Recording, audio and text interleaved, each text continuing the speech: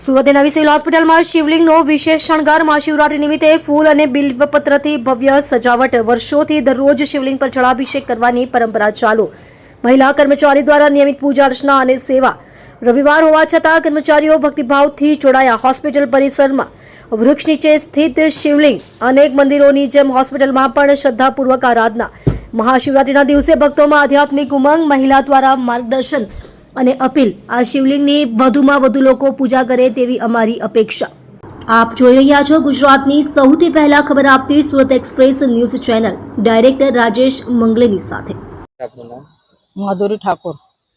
આજે મહાશિવરાત્રીનો દિવસ છે ને બીજું અનોખી પૂજા કરી રહ્યા છો તમે સુરત સિવિલ હોસ્પિટલમાં. શું છે? સિવિલ હોસ્પિટલમાં મહાદેવની પૂજા અમે રોજ કરીએ છીએ. અમને ટાઈમ નહીં મળે મંદિરમાં જવાનું, વધારે ગરદી હિસાબથી અમે જતા નથી. આ શિવલિંગ છે ઝાડની નીચે, અમે રોજ પૂજા કરીએ, દૂધ ચડાવીએ છીએ મહાદેવને.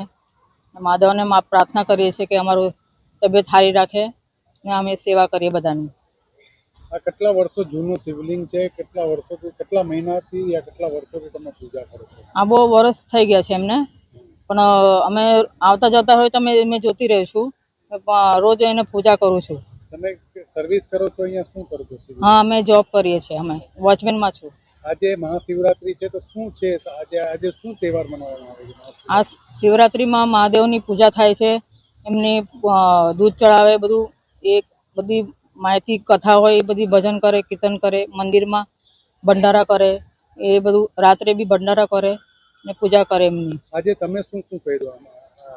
અમે મહાદેવને પહેલાં જળ ચડાવ્યું, પછી એને સાફ કર્યું, પછી એને ચંદન લગાડ્યું, પછી એને હાર ચડાવ્યો, પછી ફૂલ નાખ્યા એમને.